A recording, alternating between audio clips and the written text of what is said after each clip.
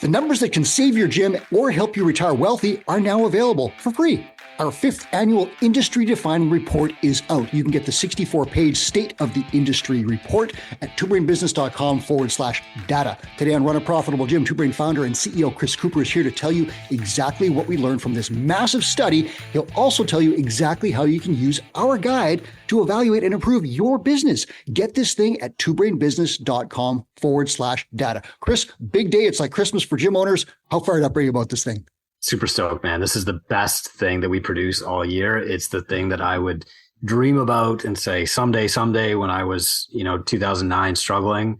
And I think it's what changes our industry from guessing to a scientific process that's actually changing the entire fitness industry. And I think we could charge for this too. I think we could charge for this, but we're not. We're going to give it away and solve a ton of problems for a ton of people. And this is the stuff that you and I wished we had 10 years ago when we were making mistakes left and right. Yeah, other people do. I mean, Ursa, they're called something different now, but they used to charge $1,500 for this thing. And it was a fifth the size of what we produced.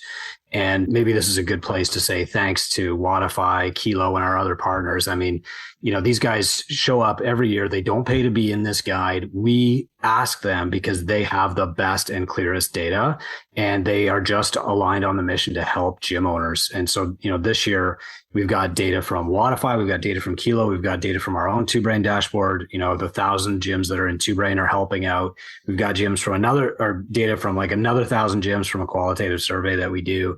And everybody contributing to this is just doing it to help gym owners. There's no money made. I mean, this costs every time and money and effort.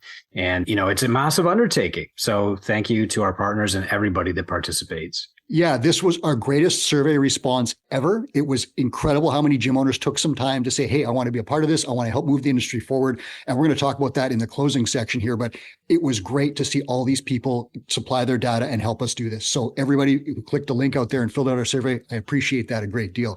So Chris, let's get into it. I'm going to do some screen sharing while you talk. But first, I want to tell people this guide is different. We're not just presenting data and saying, here is the number. You actually set it up so people can use this to evaluate your business. What's going on here?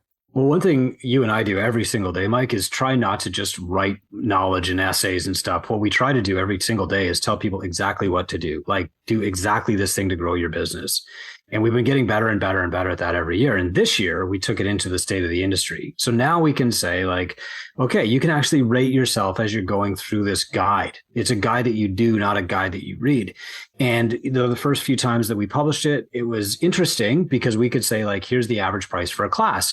And then it was up to the reader to decide am I over, under, should I be charging more? But now we've made it clearer than ever that you can rate yourself and you can actually set your priorities for the gym. So if I'm thinking ahead right now for 2025, which all of our gyms in Two Brain are doing, I'm looking at my priorities by going through this guide. And I'm saying, where are my biggest opportunities to grow my gym?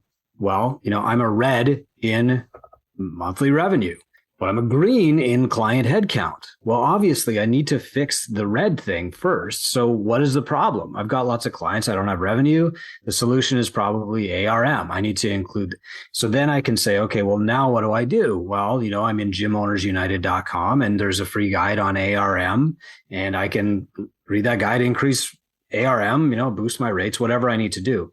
Now, of course, it's way easier to have a mentor guide you through this process, but I want people to be able to read the State of the Industry guide, say, that's exactly where I am, and know what the next step is for them. Yeah. And I think it's 13 of those red, yellow, green charts scattered throughout the book. So we're giving you all sorts of data. Chris's analysis is in there and saying, here's what you should know or understand from these numbers. And then we're giving you these scales saying, this is what the bottom third of survey respondents did. This is what the middle are at, and this is above average. And if you look at that, you can say literally, whoa, I am way below average here, but I'm above average here. And you know what you should focus your time on. And away you go. So you can literally use this to make improvements. So Chris, let's dig into it. I showed the chart there, but I'll get into it a little bit more. We're going to talk about revenue. So 20,000 in big group gyms, it's $20,000 to $27,000 a month across sort of all 4 gym types. Big groups, the average is about 25,000. And in Wodify's revenue stream analysis, they gave us this really great thing to show us exactly where this money is coming from. 88% of the revenue is coming from classes for most gyms. And that's incredible. So what's the problem here? And how does this model differ from our top gyms? Well, so the way that we broke these gyms down in the guide is important to understand. Like a big group means that your primary service, the thing that you sell the most of, is a group class. So that might be a Fit Body Boot Camp. It might be CrossFit. It might be a spin class, whatever that is. Like that's your primary offering. You might have some other offerings, but it doesn't account for more than maybe, 10% of your revenue. But what's interesting is that if you look at just the revenue in this guide, you'll see that the big group model has the highest revenue. Okay. And good. Like that's one of the most important numbers you can look at. But what's also interesting is that they have the highest expenses. And so at the end of the day, when it all kind of shakes out, a lot of these big group gyms are not doing nearly as well as the small group gyms. So for example, the small group gym might have 20,000 in revenue, but they have a smaller space, 2,000 square feet. So their expenses are less. That means the owners have a bigger profit margin, which means they can pay their coaches more and take more home. And then if you look at like one-on-one, and this was me, for many years before we opened our second gym, they're making a high revenue, 22,469. And they might even be really profitable, but they might also have like high staff expenses. We're going to talk about that later, or they might be burned out. I was making probably 45,000 a year take home as a personal trainer, but I was also working a 14-hour day. And even on Saturdays, I was pulling 7 or 8 hours of client training. So it's not really sustainable. And so, what we're going to be looking at here is not just the revenue, but that's definitely like a good starting point.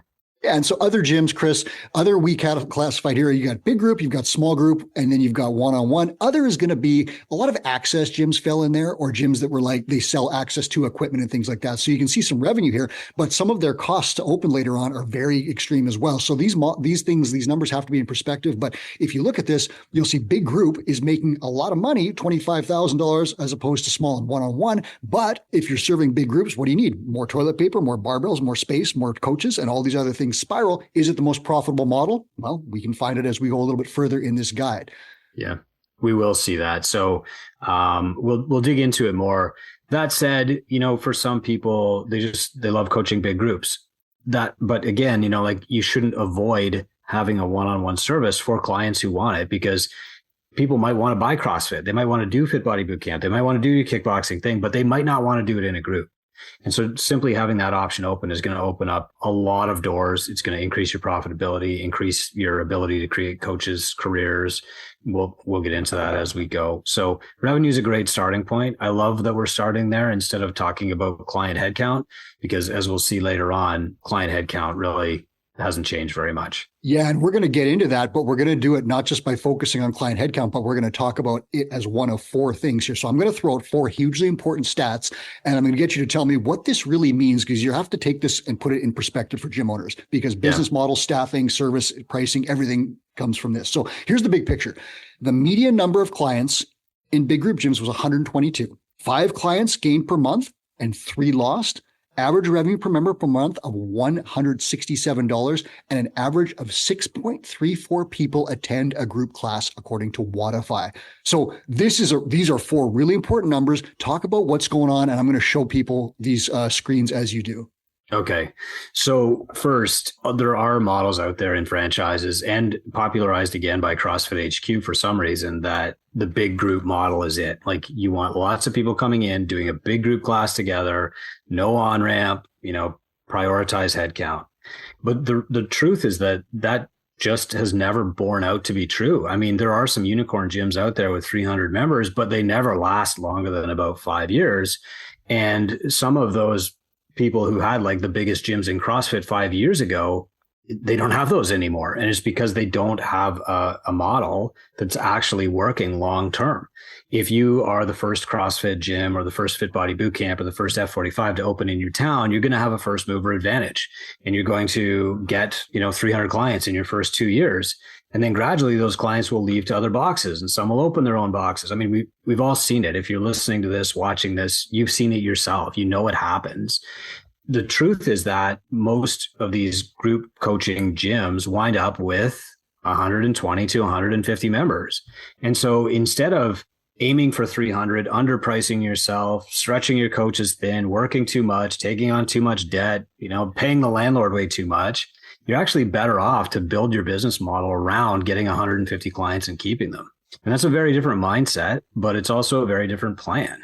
And, every single year that we've published this report, the average number of clients in a group training gym has been around 120. It's not that we're beating this drum for no reason. It's that this is just the harsh reality. And, while all of the myths about, you need 300 clients to make a great living, I mean, they all sound good, right? But everybody with more than 2 or 3 years experience in this industry knows like it's just a castle in the sky. Like that doesn't provide a good living for most people. You're better off to actually start with a model for like 150 clients and then look at different touch points on the way if this will help you. So, at 50 clients, you should be above break even and paying yourself something.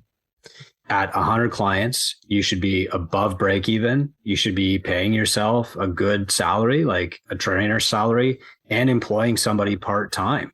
And at 150 clients, you should be making $100,000 a year and employing another full-time trainer and have enough left over to pay like an admin person or another part-time trainer.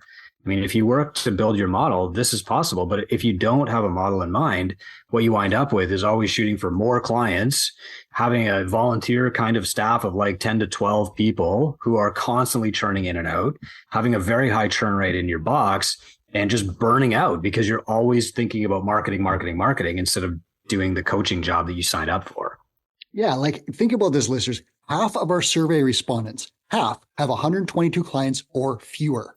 And the average revenue per member there is $167. Now, I literally got an email this morning from a gym owner. He's a two-brain client. He has about 106 clients. His average revenue per member is, I believe it was $285 per client. He runs group and personal training, and he's making over $100,000 as a year.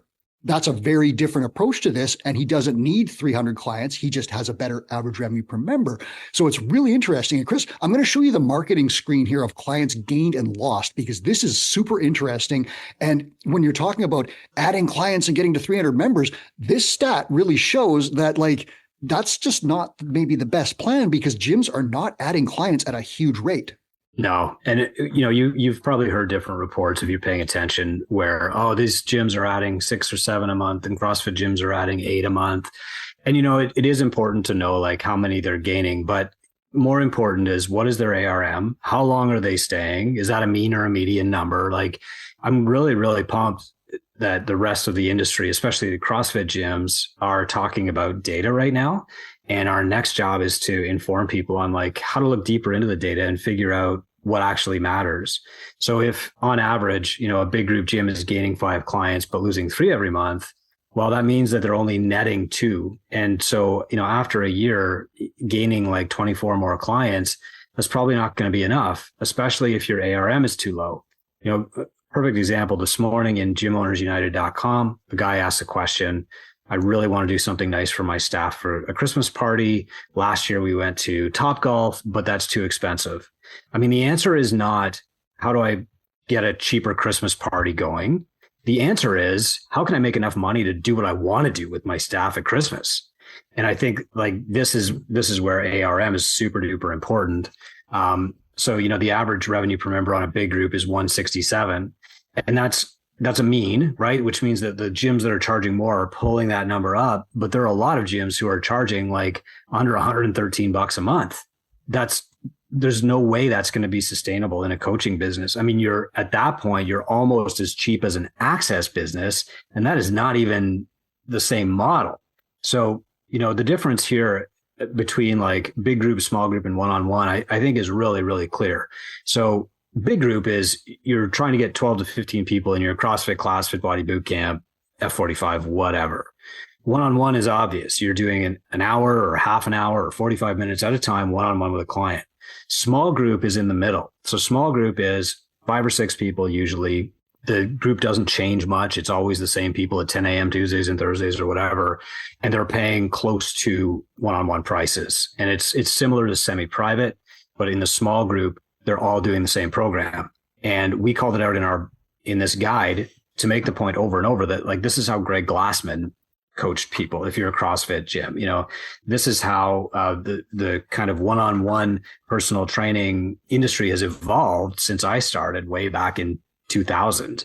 It's small group where people are getting a lot of one-on-one attention. They're paying very close to a one-on-one rate, but you're working with 5 or 6 people at a time. But here's a brutal thing, Chris. There are some big group gyms, and I was guilty of this, that think that like we're serving big groups, but they're actually running a small group or one-on-one model where only a few people are showing up to class. Like I remember my morning class, one person, I was doing PT for $7 essentially. Check this out, Chris. This is a big one. Across all of Wodify's gyms, we're talking thousands of gyms, the average class has 6.34 people in it. Like that should blow your mind if you're listening to that. Like you are not on average. Some people are, but very few are getting 15 per class. Right? Yeah, there's a lot of gyms out there that are running a small group model at big group prices. Yep. And that's right. They're charging half what they should. And that's killing them. Yeah, exactly. Like if you're charging, back in when I started, my unlimited was $135 a month. Right. And what that meant was that people who were signing up for unlimited, they were coming 16, 17 times a month and paying like $4 a class. Well, when you've got a class of 2 or 3 people and those people are paying $4, $5, I mean, you're losing money running that class unless you do it yourself. And this is where gym owners get trapped. Well, I can't afford to pay anybody to come in at 6 a.m. So I'm going to have to come in at 6 a.m. And, it's this downward spiral. And really, if it sounds like we're beating the dead horse of pricing and ARM over and over, it's because it's the most important thing that most gym owners are missing right now. And we lived it. Like I literally lived what you said, where I was like, I called you like literally, Chris, I'm losing $5,000 a month because I'm paying coaches to coach classes with no one in them. And you're like, dude, you need to cancel some classes or get some more members. And here's the plan. And that's literally what happened to me. And you knew the answer because you had gone through the same thing. So we're not beating this thing up. We're just saying like, guys, like it's 2024. We now have the data. You no longer have to listen to me and Coop saying, here's what happened to us. We screwed up. Here are the numbers. Like Wodify's thousands of gyms. Are you the outlier that's getting 12 people per class? Maybe, but probably not.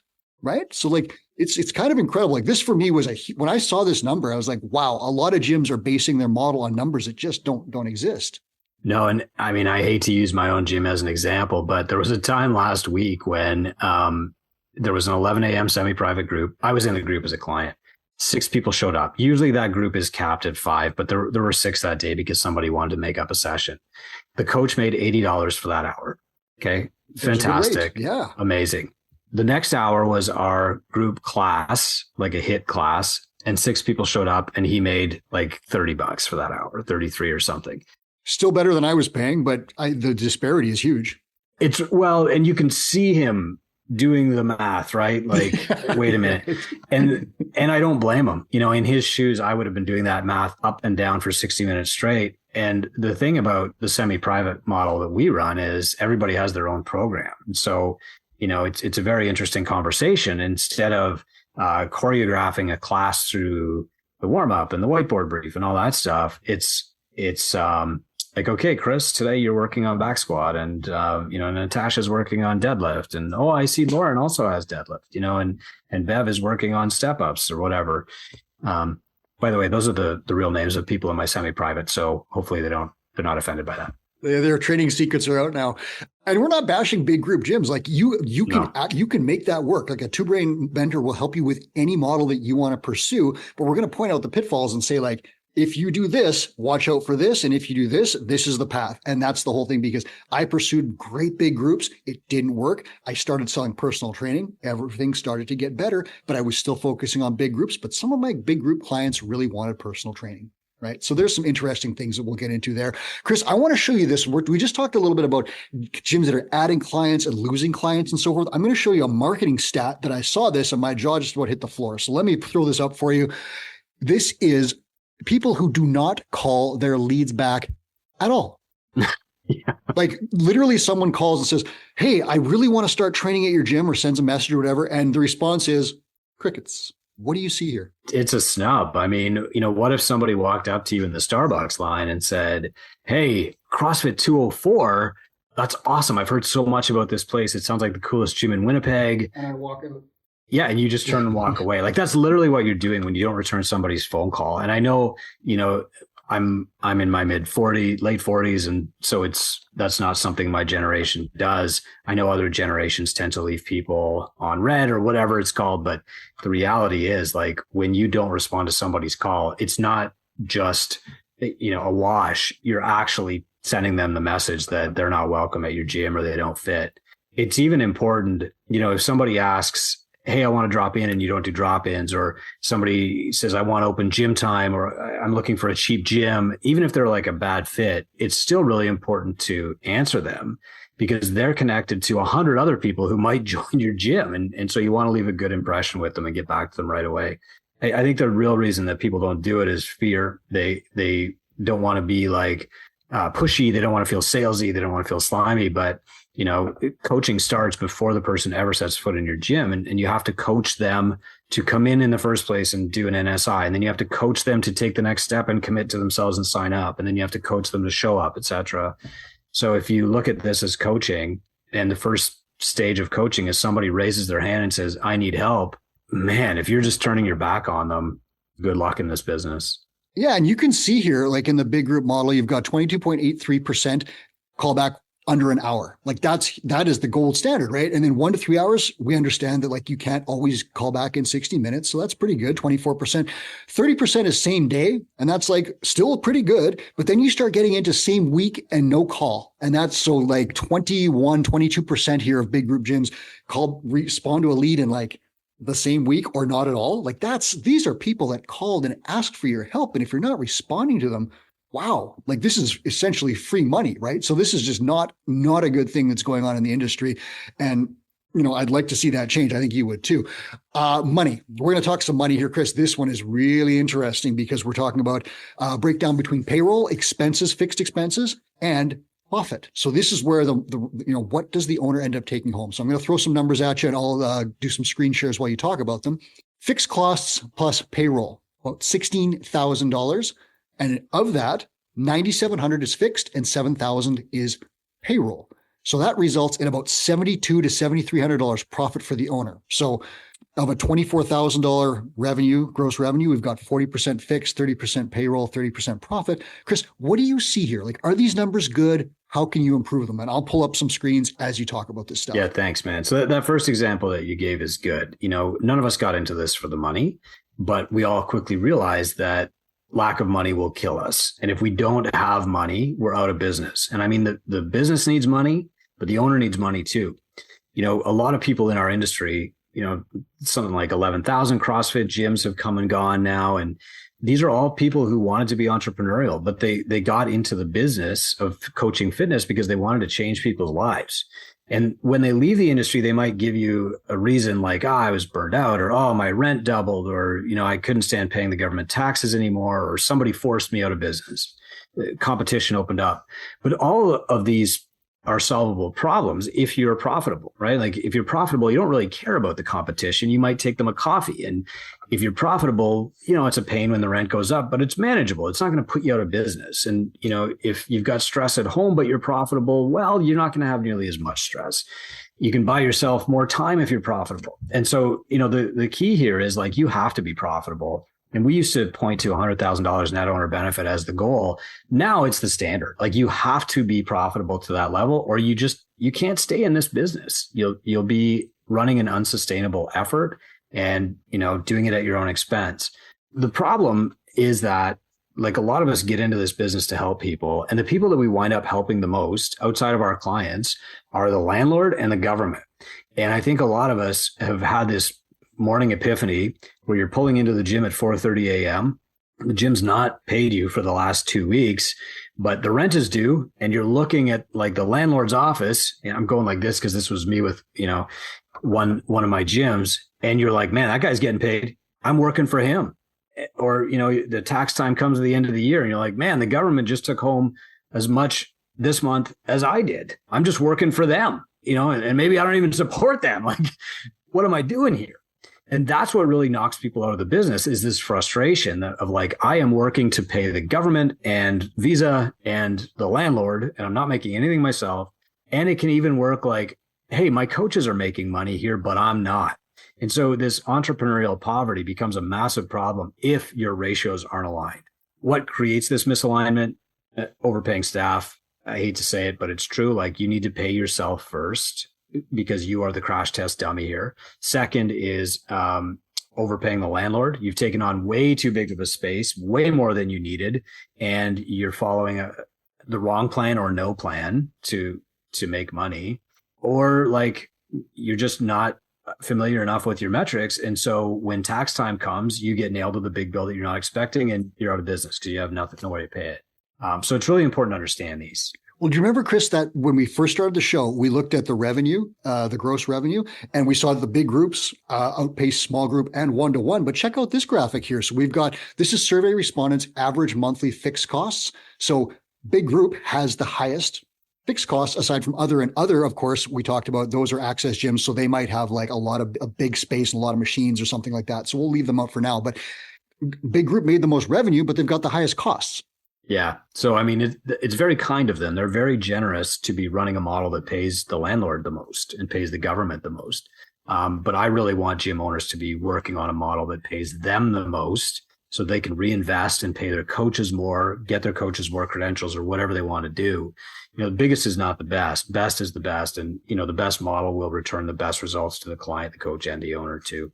So if I look at this. Yeah. Talk about the red zone. Like what's going on here? Yeah. So like fixed expenses are the things that you pay every month on a recurring basis, right? Like your rent is fixed. It's not variable. You don't negotiate every month. So if I look at like, you know, every $10 that the owner of a big group gym is making, $3 of those dollars goes straight to the landlord, you know, and that's like best case scenario. Worst case scenario, 5 out of that $10 goes straight to the landlord. I mean, on behalf of your landlord, hey, thanks a lot. You know, it's super cool of you. Small group, you see like way less, where you are maybe paying 20% in the best case scenario to like a landlord and the loan company. And that's because you're not taking up as much space, which means you're not consuming as many utilities, which means you're not paying off the big equipment loans anymore. And one-to-one, you know, 23% going to fixed costs. I mean, you know, most one-on-one gyms, they are fairly, I wouldn't say frugal, but efficient with their space. I went big with one-on-one and we had like training rooms that were just going unused a lot of the time. So I think my percentage would have been a little bit higher. But, you know, if you look at like the best and the worst case here, what you'll see is that 30% of your money going to the landlord, the utilities company, and the government. I mean, that just, it doesn't sit well with me. And that's what the gyms that are just doing big group are doing. They have these high fixed expenses. And then of course that creates this other domino effect of like, holy crap, I need more revenue. I will take any dollar that's available to me. You want to come in? I'll give you an amazing discount. Just sign up today. You know, I've been there. You're short on rent. Every dollar looks like a dollar that you want. You're angry that there's competition. You're broke. You're willing to like undermine, you know, screw your own clients by giving other people discounts that they can't have, et cetera, and hoping they don't find out. Like it's a horrible way to live. So like, look at this one now. Now we're adding in survey respondents' average monthly fixed costs plus payroll. And this is a scenario you talked about where you might be paying the government and the landlord and your staff, but not making a lot. So check this out. These are the total numbers here. And this money goes out before you get paid. This is what we're looking at. 16,000, 12,500, 17,300, 21,000. That's fixed plus payroll. And again, we look back at those gross revenue numbers. Those are starting to creep up. That's eating into what's left for you as the gym owner. And here are the percentages. If we add those up, pardon me. So we've got percentages going on here, staff expenses and fixed costs as a percentage of gross revenue. If you're getting into 75% plus, you are in trouble. Yeah. I mean, so, you know, on the previous graph that you showed, Mike, it's really important to know that number if you're a gym owner. So years ago, pre-COVID lockdowns, I had an amazing GM and head coach, and they wanted to buy shares in the gym. And I said, okay, you know, here's what Catalyst makes per month. And they were like, whoa, that's amazing. And then I said, but here's what we have to make per month. Like, here's what goes out. And that number for us was around 15,000. And they said, well, what happens if we don't make 15,000 in a month? And I said, well, then, you know, we put money in from our accounts. Chris is riding his bike to work. Yeah, exactly. Like I'm literally pulling money out of my checking account and putting it in the gym if we don't make that number. And they said, well, when's the last time that has happened? And it had been years, but it had happened. It had happened. Yeah. I mean, like 2009, that was happening pretty regularly. Mm-hmm. And so I didn't want to paint them this rosy picture where it was going to be all upside. And that was enough to scare them. And it should be. Like only, you know, 3% of our population are entrepreneurs. Everybody else should be scared off, because it's like, let's imagine this scenario. The gym makes $1,000 less than it needs to cover its fixed costs and payroll. Where's that thousand coming from? Out of my checking account? Like, I don't think so, And so that's an important number to know as you break even. I did the exact same thing, Chris. I laid it out for my staff people. I showed them exactly what happened. And they said, where is the money going? There's so much revenue. And I laid it out and they're like, that's not right. But it is. Like, that's literally what happened. I was in that 75% red plus area. Yeah.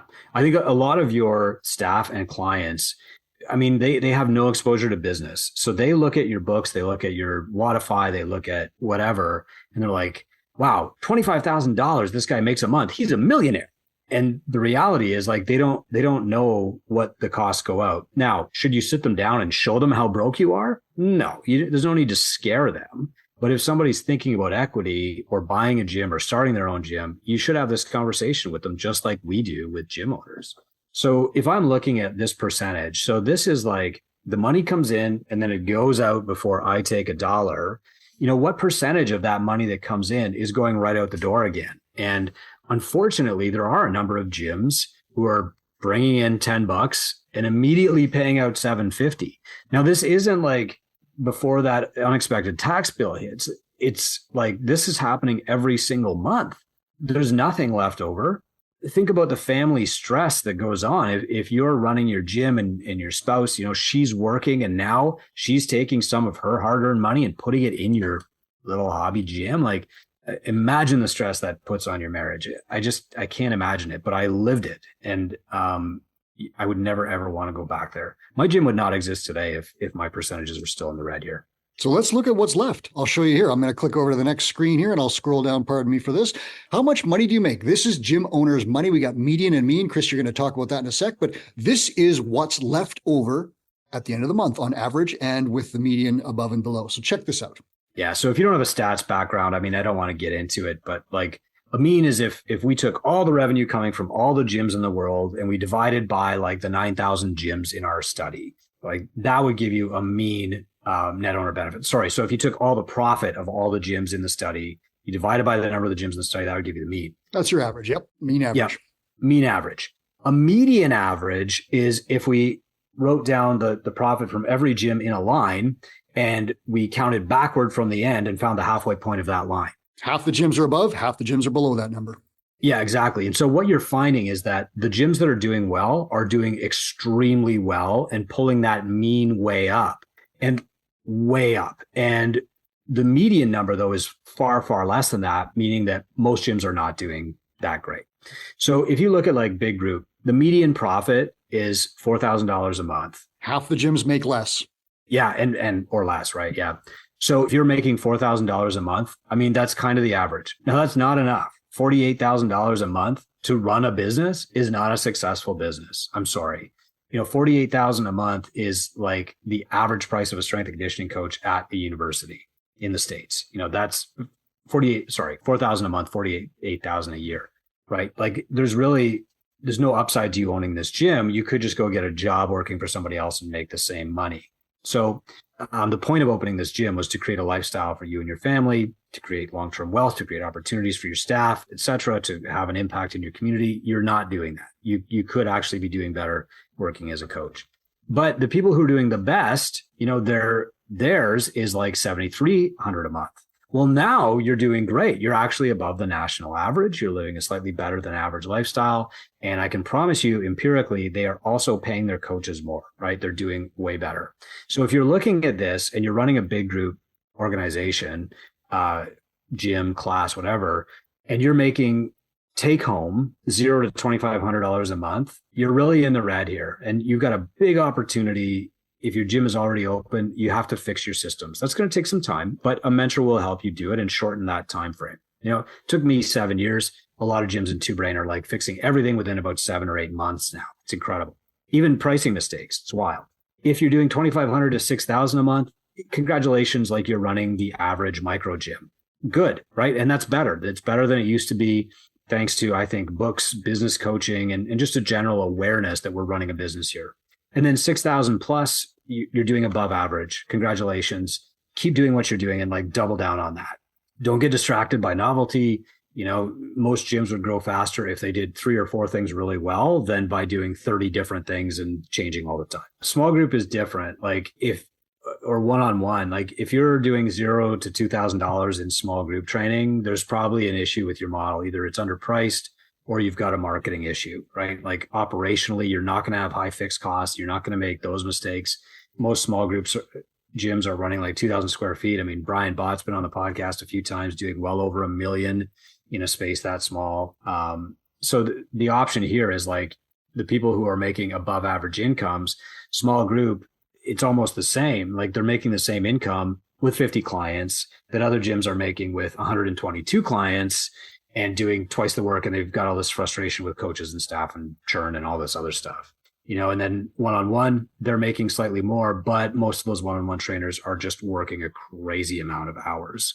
And then if you look at other, what's really interesting here, you know, what you're showing with these access gyms is that it's a very different model. So you're losing money until you get enough clients to break even. And then you're profitable.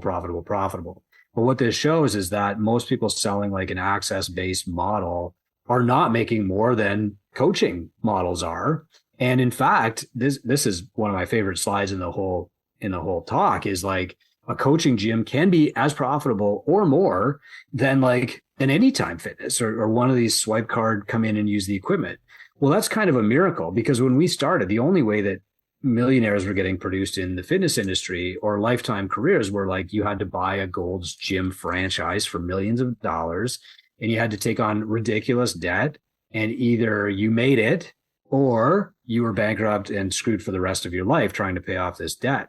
Well, this clearly shows like a micro gym, a coaching gym owner can do just as well as a global gym owner if they have the right model. They can also go just as bankrupt as a global gym owner if they have the wrong model. Yeah. And so you talked about the average and the median and so forth. I was able to look through the data set and you could see in there were some people that entered monster numbers for their profit. Yeah. Like we're talking like $20,000 a month in profit, like what they take home from the gym. Who are those people that are bringing up the average? And I'll show them to you. And Chris, tell me who these people are. Yeah, these are the tinkers. So there is a high level group of gym owners, you know, the top 10% in Two Brain, basically. These are the people who are pulling up the average for the entire industry. So the average Two Brain gym is growing about 4 times faster than the average gym in the industry. And these people are growing about 8 times faster than that. So, you know, compared to the rest of the industry, they're growing at like 32x. Amazing. So, what they're doing though is what I wrote about in my new book, The Golden Hour, is and Millionaire Gym Owner. Millionaire Gym Owner was about them, but the common theme through both of those books is like these guys figure out what's working and then they just do that and do that and do that and do that until they've got an amazing model. You know, that model creates real opportunities for their coaches, but it also pulls up all these industry averages and creates a clear path for the rest of us. You know, don't follow what I did, follow what these top performers are doing, the people in the Tinker Group, because they are literally changing the industry by pulling up median averages. And if you look back over the last 5 years before the Tinker Group really got dialed in and really got going, you'll see almost a linear line for line trend as like the industry averages goes up, because it's being pulled by these people at the top. And, you know, what can we learn from them? Well, that's how I focus most of my days now. Okay. So Chris, we've seen media reports that certain models like CrossFit or other things are growing faster than the industry average. Is that accurate or what's really going on here? What's the plan? What's the best plan for gym owners? Well, the best plan for gym owners is to understand that the model and the method are different. So you can choose any method you want to. You know, I love CrossFit. Other people might choose bodybuilding. They might choose spin. They might choose Fit Body Bootcamp, like any method you want, right? That gets results. Your method is the tool, the set of tools that you have to change people's lives with. And CrossFit's a great tool, but it's not a business model. Like there is no model that says you have to run big group classes if you're doing CrossFit, or you by design. Can't Greg set it up like that. Exactly. Yeah, he was small group, right? Like I don't think he ever coached a class on a regular day of more than like 5 or 6, and it was. You know, you can hear the interview on the Two Brain site with Greg at his kitchen table where he described that. You can also go way back into the old journal archives and read about the progression from one-on-one to basically small group. But there's nothing that says also like, hey, look, just because I'm running a Fit Body Boot Camp, I shouldn't do a one-on-one on-ramp or have a one-on-one option available. And so what sometimes happens though is like these franchises, they confuse their method with their model. And so what they'll say is like, well, we don't do zone 2 training because we're CrossFit, or we don't do on-ramp because we're F45. And what's happening there is the franchisor, the founder, the people who are in charge are confusing their method with the actual business model that's going to make their people successful. And they get so wrapped up in dogma instead of science that it kind of becomes like a religion. You know, we don't do that. Well, why don't you do that? Why aren't you looking at the data? And even in like massive franchises, this is a big problem where people become religious fanatics about a story that was once told instead of evolving with data and science. And we're all about data and science. We're all about evolving the fitness industry. The results that we've just shared, especially from the people in the Tinker Group, like they speak for themselves. The average 2-brand gym is growing 4 times faster than the average other micro gym. And that's because of our scientific approach to this. To my everlasting shame, I did not know that you could do CrossFit with a one-on-one client in a personal training setting. That cost me literally hundreds of thousands of dollars, but I just didn't know. Like I was like, it's a big group. I confused the method with the model, and the program is hugely effective, but some of my clients didn't want to do it in a group, right? And like, that's just a huge realization that smacked me in the forehead when I realized how much money I had left on the table. Well, what screwed me, Mike, was confusing what I wanted to do with what my clients actually wanted. I did the same thing. I forgot that I was there to serve them. And so, we'd been doing one-on-one training since, I don't know, 98 I started, and we had owned our own gym since 2005. And 3 years in, we were pretty tired. Like we were burned out. And so when we started running our free, like first CrossFit groups, 12 people showed up, and they were of course our best clients because that's who we offered it to. And it was amazing. And I turned to Mike Watson and I was like, I only want to do this for the rest of my life. I love it. It was so fun. It reminded me of training with my powerlifting buddies, but a lot of clients didn't like it. And of those initial 12, like 7 didn't continue. They all went back to that should have been assigned to me. And instead of listening to what the clients wanted, I just thought about like, well, here's what I want. Now, if you're a franchisor or you're a CrossFit HQ, they want you to run big group classes because that's where the next coaches come from that buy the certifications. And those certifications is where the next affiliates or franchisees come from, right? Like that high churn, it doesn't serve the owner very well, but you could argue that it serves the franchisor or HQ. So luckily we stand outside of all those. We don't work for CrossFit. We don't work for Fit Body Boot Camp or F45 or any of the franchises 9 round. We stand outside, and that means we are free to do science. We're free to say, hey, the emperor is not wearing any clothes. We're free to look at data and make decisions on that instead of the dogmatic approach of like adhering to, what everybody else says or does. Well, you and I had these conversations, literally the war stories of whatever. We had these back in like 2008, 2009, when we were both like, hey, man, are you making any money? And like, no, how about you? And it was like, that's how it went.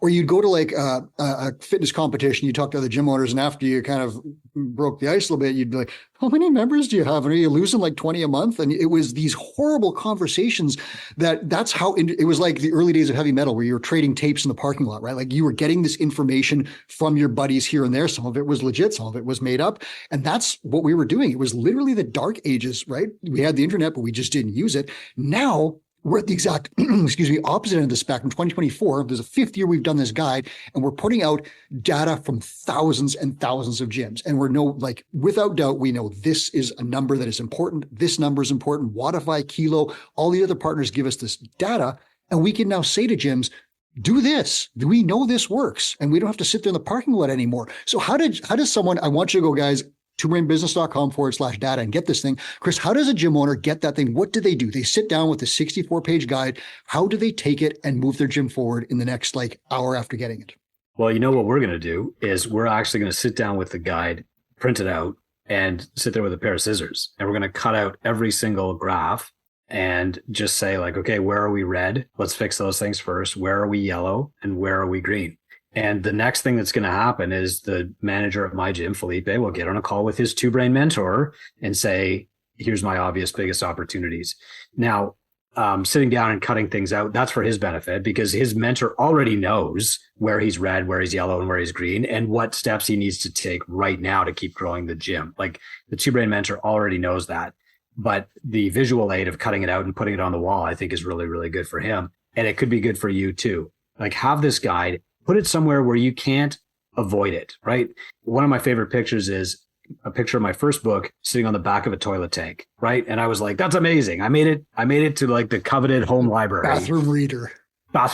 But the reality is like, if it's in your bathroom, you're not going to take action on it. If it's sitting under a stack of, bank pages, you're not going to take action on it.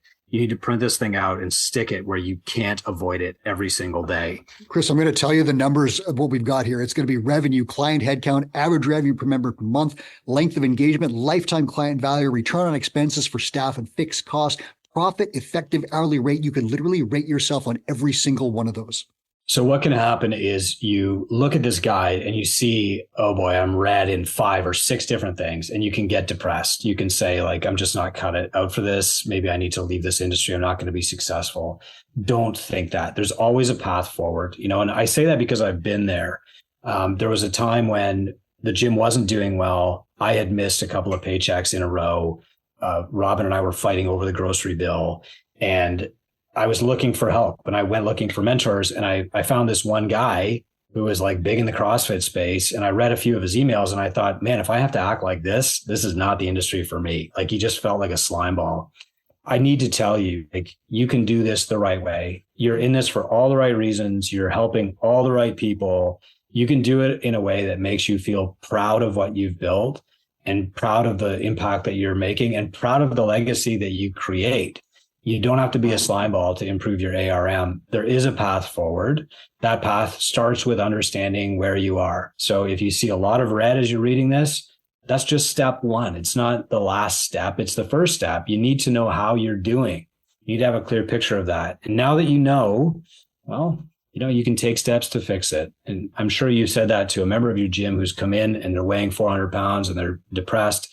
They're feeling like nothing's going to change. And you have said, let's just take the first step, hold my hand. And that's what I'm saying to you now is if you see some opportunities to improve your gym by reading this guide, mission accomplished. I'm happy. If you see something that depresses you in the guide, reach out to me, go into gymownersunited.com, send me a DM through that group, and I will put you in touch with people who can help.